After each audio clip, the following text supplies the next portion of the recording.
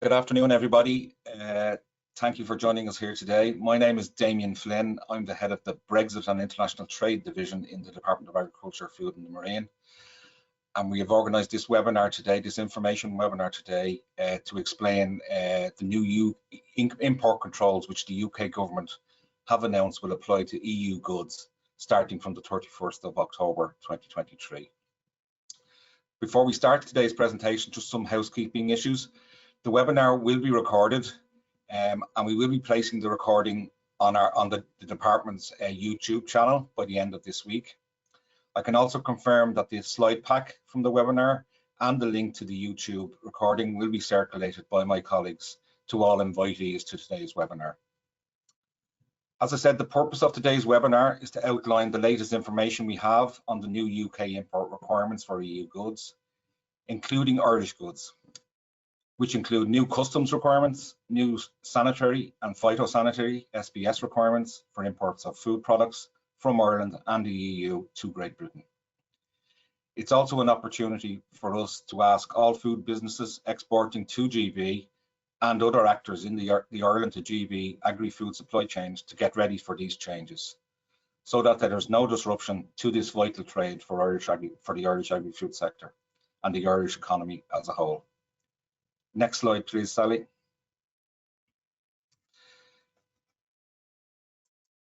So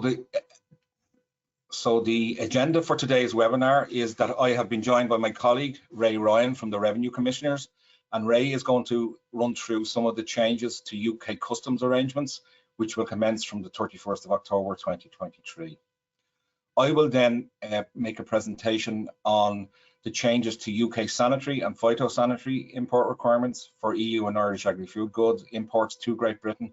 Again, these will commence from the 31st of October 2023. We will also present some key messages about preparing for these changes. And as I said, we would ask you to put questions in the chat function, and at the end of the presentations, we will have an opportunity, hopefully, to answer some of those questions. So now I'm going to pass you over to Ray, who's going to take you through some of the customs changes. Thank you. Thanks, Damien. My own name is Ray Ryan. Apologies, my image isn't on the screen. I'm having technical issues, but I'm from the Customs Division, the International Coordination Unit, and responsibility for Brexit communications. And I'll just go through some of the changes from a customs perspective in relation to the target operating model, and just give you an idea of what's coming in from the 31st of October, as Damien said. So you can just move it on the slide there, please, Sally. Yeah, so basically the target operating model outlines a number of changes mainly for importers into the UK, but this does actually impact Irish exports to the UK. So again, it's within that supply chain aspect of it. So you have Irish exporters importing into the UK. So from the 31st of October 2023, full customs controls will be introduced for goods moving from Ireland into GB ports. So currently what happens is, if you are importing non-controlled goods from Ireland to GB, you can actually delay making those customs declarations for up to 175 days, as long as you do an entry in the declarant's records at the time of import. This is changing from the 31st of October. You'll have to do it at the time of importation. So UK import declarations will need to be pre-lodged, and the goods moved from Ireland will be subject to checks and controls. So that's the key change, I suppose, from what has been happening since January 2021. You can move on to the next slide, Sally. Just it gives more detail. So what we're saying as part of this information piece is that you need to begin preparation within the supply chain now. So goods may have been moving into the GB. Everyone's kind of used to it if you're exporting already since January 2021. There's established routines, established processes, established data shared, etc. This will change from 31st of October. You may need to give it in advance earlier. You may need to have more information ready for different partners within the supply chain. For example, a haulier or even the importer in the UK may need more information from you. So again, it's just to make sure that you do have these discussions within the supply chain. So the pre-lodged declarations, so these pre-lodged import declarations will need to be entered into the Goods Vehicle Movement Service, the GVMS. In order to do this, you need to get a UK government account to use the GVMS. And any of those movement reference numbers, they're the identifiers on a customs declaration, will need to be put into GVMS.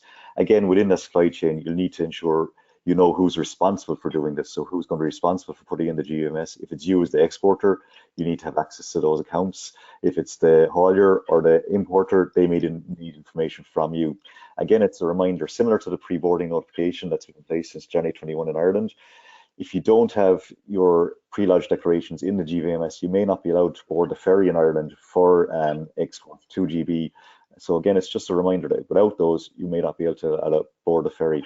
And again, the routings from the UK side will be for the full truck, and we'll consider the SPS requirements. So it'll be both customs, fiscal, and SPS controls will be included in those routings. And you can get routings direct through the GVMS system, or there's also a lookup functionality which is listed there under the driver. It's a UK government link. And just in terms of revenue.ie as well, we do have further information on some of the other dates on the Brexit section of revenue.ie, but if you do have general queries, you can contact Brexit queries at revenue.ie. The other contacts there are in relation to if your goods are moving and you're encountering issues. But again, the target operating model is a UK introduction of their import controls. So anything in relation to GVMS, you'll have to contact HMRC in relation to those or any issues and experience with those. So that's a very quick overview of the changes that are coming in from a customs point of view on the 31st of October. And I can pass it back to Damien there now. Great, thanks, Ray. Thank you, Ray. That's great. Thanks for that, and appreciate the update on customs changes. So there are some limited customs changes on the UK side in particular. So it's important that you follow up on that and make sure your supply chain, you know who in your supply chain is going to make sure you fulfill those changes. The next slide, please, Sally. So again, just to introduce myself again, my name is Damien Flynn. I'm the head of the Brexit and International Trade Division in the department, and my division is coordinating the department's response to Brexit issues. And while many Brexit issues have now bedded down, one area which remains open is the UK approach to controlling imports of agri-food goods. The UK has now announced that these new SPS requirements will be applied to a wider range of agri-food goods than at present, and that will commence from the 31st of October 2023. So I'm just going to run through some of the key documents that the UK have published recently in relation to these changes. And we've included on this slide some hyperlinks to those documents as well. And I would ask, it would be worthwhile for all food businesses to be familiar with these documents, as it would help you prepare for the changes. So on the 5th of April, the UK published its new border target operating model document, they call it, which includes this new approach to controlling imports of agri-food products from the EU, including Ireland. And it also sets out a new timetable for these requirements to be applied, commencing from the 31st of October. The document published on the 5th of April was a draft document, which was subject to public consultation by the UK authorities, and that public consultation closed on the 19th of May. As we understand it, the UK authorities are now finalising the TOM, or the target operating model, and the latest information we have is that the final version will be published in late June and early July. Also, to supplement the document on the 5th of April, on the 28th of April, the UK published new export health certificates for EU products, EU imports of agri-food goods. These certs are different to the previous versions of the certificates the UK had proposed using for EU imports, which with the previous versions were a mirror of the EU third country certificates. So it is important that you check which cert applies to your products, if any, and that the requirements on that certificate can be met by your food business. If there is no cert for your product, you should let us know and the UK authorities know, so that any gaps can be identified. The next useful document to consider is that one of the new approaches set out in the UK target operating model is a risk categorisation approach to imports of different products. And they set out a low, medium and high risk category with different requirements for each. On the 14th of June, the UK published a CN code level list of products of animal origin and identified at CN code level which risk category applies to that product.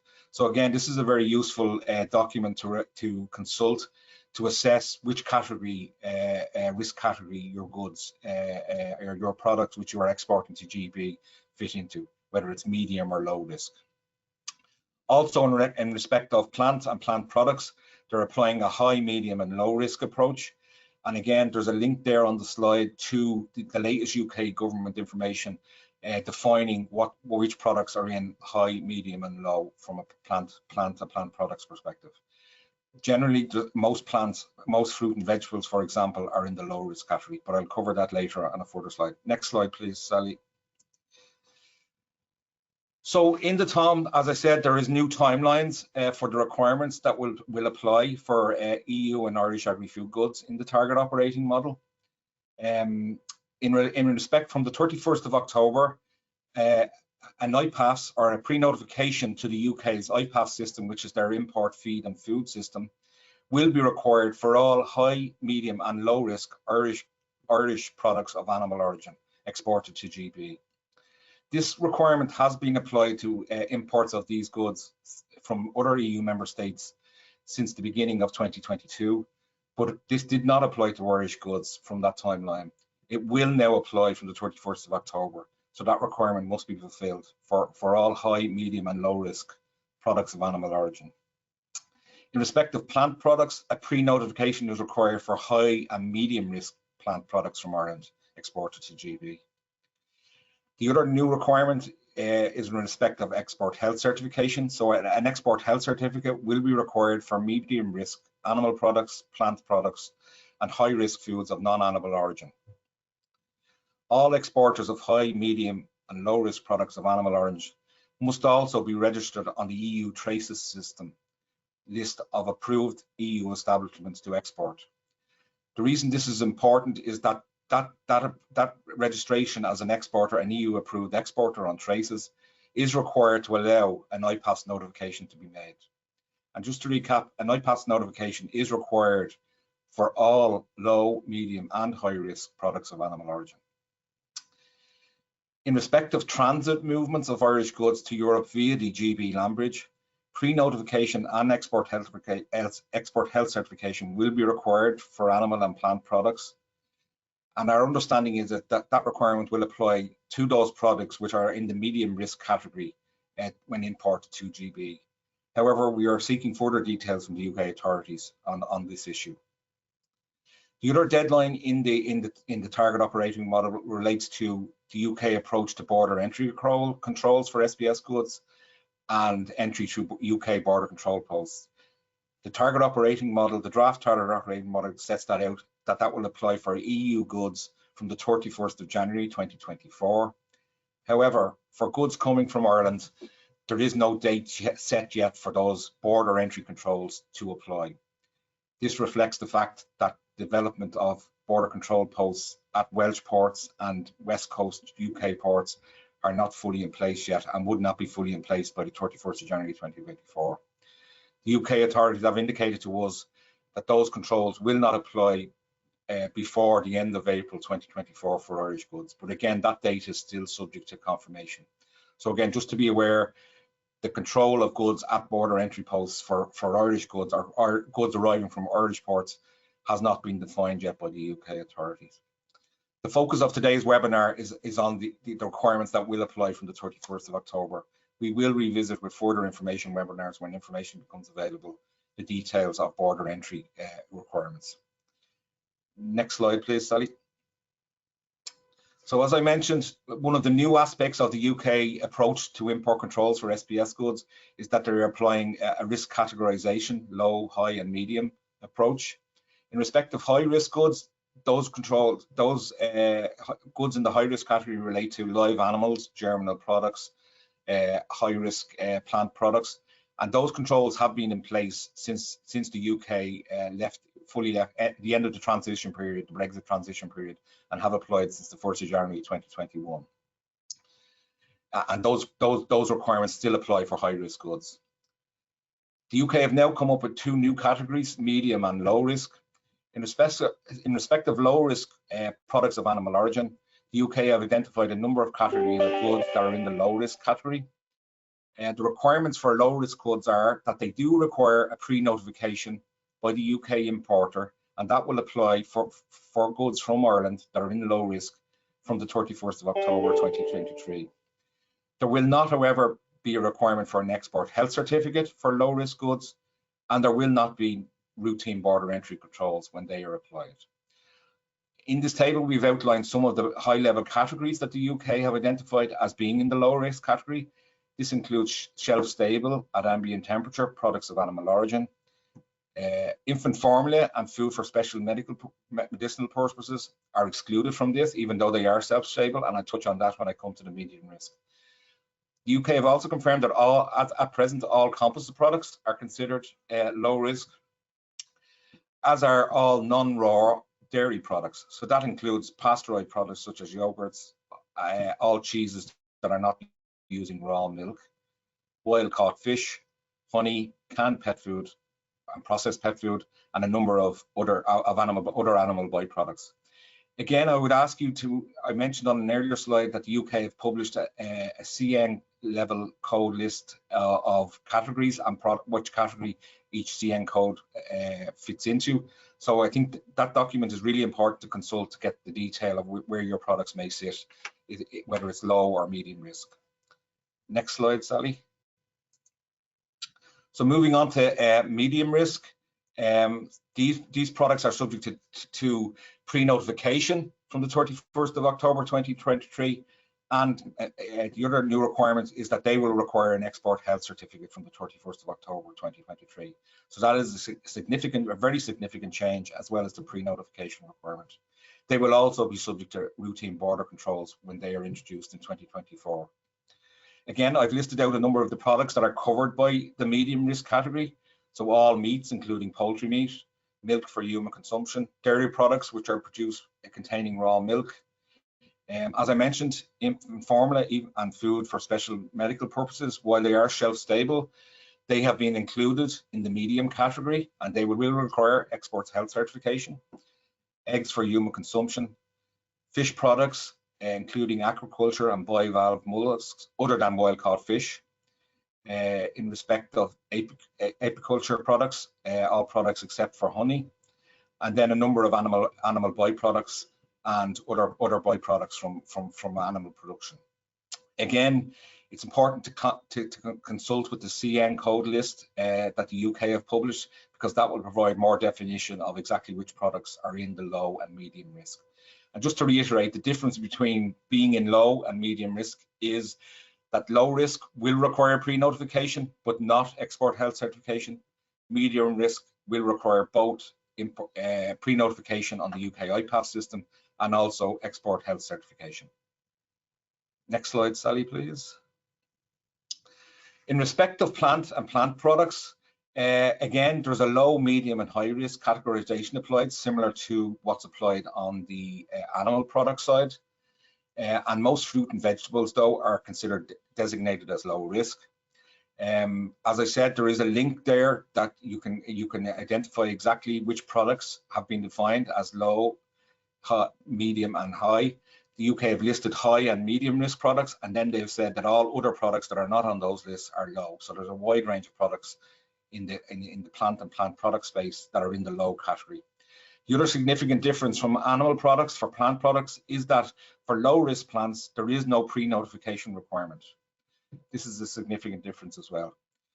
However, for medium risk plant products from the 31st of October 2023, the pre-notification requirement does apply, and that has to be made on the UK PEACH or IPAS system by the UK importer. And the medium risk plants and plant products do require a phytosanitary export certificate. And similar to animal products, the same deadlines have been applied in terms of border entry control. So for EU goods, the UK have indicated that it will be the 31st of January 2024, apart from Ireland, where that date for border controls has not been identified. Next slide, please, Sally. So this slide just outlines composite products, as I said, have been categorized. All composite products have been categorized by the UK at present to be in the low risk category, and composite products are quite a complex area. So we just wanted to provide our understanding of what this means. So all composite products, as I said, have been designated by the UK as low risk products. So what that means is that they will require pre-notification, but they will not require export health certification. In terms of the definition of a composite product, the UK have retained the EU definition in Commission Decision 2007-275. That has been recreated by the UK, and I set out there what that definition says. And also I want to draw your attention to a recent department trader notice, MH06-2023, and we have the hyperlink to that trader notice here, which provides a lot of information about how you can decide if your product is a composite product or not. It includes a decision tree to help you make that decision to see if your product is a composite product and therefore would qualify as in the low risk category from the UK. If you're still not sure whether your product is a composite product or not, I would ask you to contact your local supervisory team, control team, whether that's DAFM, HSC, local authority, or the Sea Fisheries Protection Agency, and also to contact the UK authorities for clarity. There are still some grey areas in respect of this element. Some examples that are in our trader notes about composite products is that composite products are products intended for human consumption. Composite products must contain processed animal products, so cooked meats, for example, and plant products, which may or may not be processed. Examples of meat composite products are meat pies with cooked meat, pot noodle with meat powder, cooked meat and salad sandwiches. There are other range of examples in the trader notice. Examples of composite products with dairy products included are pizzas with pasteurized cheese, with or without meat products, or cakes with pasteurized cream. So again, there is a wide range of products covered by this definition. And as it stands at the moment, the UK have said all products that qualify as composite products will be in the low risk category. The one issue I just want to raise around the whole risk categorisation issue, just to highlight, is the UK have indicated that this is the categorisation at present and which will apply from the 31st of October 2023. However, they have caveated that to say they will be reviewing risk on an ongoing basis, and that may mean products may move from time to time from low risk to medium risk or vice versa. They have, however, indicated that no such changes will take place before the end of April 2024. But just to be aware, the product categorisation on the UK side may change from time to time after April 2024. Next slide, please, Sally. So now I've outlined some of the main changes that the UK have announced in their approach to import controls for SBS goods and timelines for those. And I just wanted to highlight some of the things that the department is doing to help support industry in preparing for these changes. So we are here, as always, to support industry in fulfilling these changes. We have a keen interest in making sure there's no disruption to trade, and we want to ensure that our businesses and you are ready to meet these changes. And the department is fully committed, along with other government agencies, to supporting industry in that regard. So some of the things we are doing is that we're currently analysing the TOM and engaging with our UK counterparts to raise issues we have identified in the TOM or issues where there is a lack of clarity. That is an ongoing process at the moment. And we would be happy to hear from you, both today at the webinar, but also to our Brexit call email address. If there are issues you need clarification on, you should raise them with us so that we can raise them with the UK authorities. We are also engaging with all food businesses to survey them, and we've asked them to complete a survey to confirm what the export certification requirement they need for products they send to GB, based on the new categorisation in particular that the UK have applied. This is really important so that we know how much certification we need to provide, where we need to provide it, and when we need to provide it. And this information is really important in ensuring that the department has enough resources in place to support industry in providing export certification, but also that the business processes which support certification can be met, and that industry can provide the necessary data and information to support our officers in signing certificates. We are also urging people for each food business to re-engage with their supervisory team directly, their local supervisory team. So if that's to review the business process across all commodities that you are exporting to GB. So if your business is not supervised by the Department of Agriculture currently, you should raise these issues with your current supervisory body, whether that's the HSC, the local authority, or the Sea Fisheries Protection Agencies. All these agencies, including the department, are here to support you in the preparations for these changes. but you do need to engage with us to make sure that we know what the certification requirement is, that it's clear, and we know that the information to support certification will be readily available, and also that the appropriate resources are in place and business processes are in place to provide certification.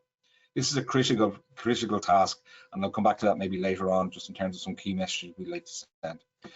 We've also relaunched, the government and the department have relaunched our communication strategy to raise awareness of these changes. And today's webinar is part of that communication strategy. We also issued a letter last week from Minister McConalogue highlighting these changes as well, and many of you would have received that letter. There's also a series of trader notices being issued by different divisions in the department who are responsible for different commodities and different areas of certification. So again, I would ask you to stay engaged with those trader notices, make sure you're fully aware of changes that are arising. We will also have a ramping up of across government media campaigns, in particular as we approach the deadline of the 31st of October. And we're also going to have further stakeholder meetings, both of our own consultative committee, but we are also participating in the consultative committees of other departments. So my colleague Ray, Revenue, have a consultative committee. We are active on that to reach out as much as possible to stakeholders, and also the Department of Transport have a similar committee that we participate in. And the last point I have here on the slides is in relation to training. So DAFM is relaunching its training program, which we would have done in the run-up to previous deadlines the UK had set. And this is for all certifying officers, but also all food businesses.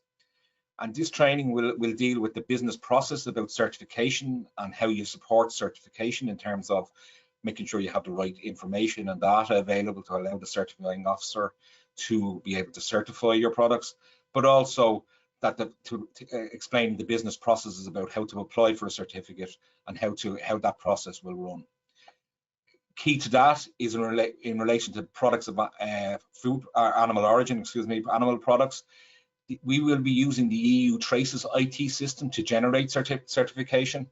So it's really important that you engage with the department's training programs on the Traces system. So next slide, please, Sally. In relation to this, we have current Traces system training in place, general training on the Traces system.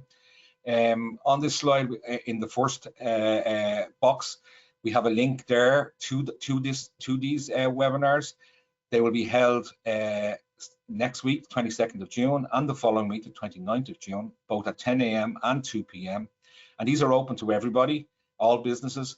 And these are general training sessions on the Traces system. But it's really important to get familiar with that system, particularly if you're exporting products of animal origin, because this is the system the department will be using to generate certification to GB. In addition, the UK are using the listing of EU-approved exporters to allow an IPAS notification to be made, even if your product is a low-risk product, using the Traces system registrations of EU exporters. So the second box here has a link to the current list of EU-approved exporting businesses, which is on the EU website, and a link to that. So we would ask you to check, are you on that list if you are exporting to GB? If you aren't on that list, you should contact the department Traces unit at the traces@agriculture.gov.ie link there on this, highlighted here on this slide. And they will support you in making sure you are on that registry, you are registered on Traces as an EU-approved exporter. As I say, this is critical because that is needed to allow an IPAS notification to be made by a UK importer. They are using the EU list as their database of eligible businesses to export to GB. So that's why that is a critical element. Even if you don't need an export health cert for your exports to GB, you will need to be registered on Traces as an EU exporter to be able to allow your UK importer to make the IPAS pre-notification. So again, I would urge you to check that list. If you're not on that list and you need to be on that list, contact our Traces unit at the contact details here and they will assist you in getting that registration completed. And also, I would urge you to join the general Traces training, which will give you an overview of that system and how export certification is provided through that system, including the application process. We will also be doing further training over the coming months on the business processes and the application process for an export health cert for different commodities. So we will be doing for different commodities. We will be in touch with you, or the relevant divisions in the department will be in touch with you to make sure you sign up to those training events, and we would urge you to do so. Next slide, please, Sally. So to finish off on the presentation today, I just wanted to kind of highlight some of the key things that you can be doing at the moment. If you are exporting animal products in particular to UK, what you need to do to get ready and see what you need to do from the 31st of October. So first of all, you need to identify if you need certification for your products to GB. Is your product designated in the medium risk category? If so, it will require an export health cert, and you need to identify the right export health cert for your products. You also need to examine your supply chain to ensure that you know who is responsible for meeting each UK import requirement correctly. So who will complete the pre-notification on the UK IPAFS or PEACHES system. There is a link here to UK guidance on pre-notification and the IPAFS system. So that's a useful resource, a UK guidance note. You should consult that. But you do need to identify who is going to make that notification for you. The UK IPAFS system is set up that has to be a UK importer or a UK entity. Also, you need to identify who will apply for an export health certificate in your supply chain, in your business, and also ensure how that export health certificate will be uploaded to IPAFS. So that is a requirement that the export health certificate needs to be uploaded to IPAFS. That should be part of your business process and your supply chain. You need to know who is doing those things. And the last message here is really the critical message, I would say, that if you take home today, while raising questions about clarity on what the UK are saying or not saying, but really critical in all of this in terms of preparing is that you engage with your local supervisory team. I've mentioned it already. So if you're currently supervised from a control point of view by DAFM or HSE or local authority or the Sea Fisheries Protection Agency, you should engage with your local supervisory team now if you haven't already. This is to confirm what health certification you need for the products you're exporting to GB, the UK requirements can be met, certification requirements can be met, and that business processes are in place to support certification, which includes supply of the correct data and information that supports certification, and that these processes are aligned with the resources available to meet your certification requirements. So these conversations are really critical. As I mentioned previously, we're doing a survey as part of that engagement, and we will be then refining the business processes, and we will have further information events, as I say, at commodity level, to explain the business processes and the application process for an export health certificate over the coming weeks and months as we get further clarity on the UK requirements and in the build up to the 31st of October deadline. So next slide, please, Sally. So the next couple of slides set out the main contact points that we have in the department. So as I said, if you have any questions on any of this presentation today or in relation to the new UK import requirements, please do contact the Brexit division here at the Brexit call centre. We have a phone number there and also an email address. Please send your queries in and we will seek to get clarity from within the department, but also if it's an issue where there's unclear, we will raise it with our UK counterparts. Next slide, Sally. We also have a number of colleagues in the different agencies who have information around UK import requirements. So again, I would urge you to use those resources as well and contact those resources and raise questions with them as well if they're your main source of engagement with government. Next slide, please, Sally. And finally, we've also included in the slide pack a number of contacts to UK resources and guidance and helplines.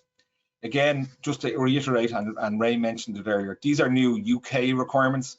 We are trying to share with you today what we understand to be those requirements, but these are UK requirements and there is some uncertainty about some of them. So we would urge you to engage with the UK authorities as well because they are the ones obviously applying these and defining these requirements. We will be doing that as at government level, but it is also important, really important, that stakeholders engage with the UK authorities as well and get the clarity that they need. So that's the end of my presentation. I want to thank you for listening to me. Hopefully it provided some clarity on what the UK requirements would be. As I said, we will be recording the webinar today, and we will share that with you. We will also be sharing the slide pack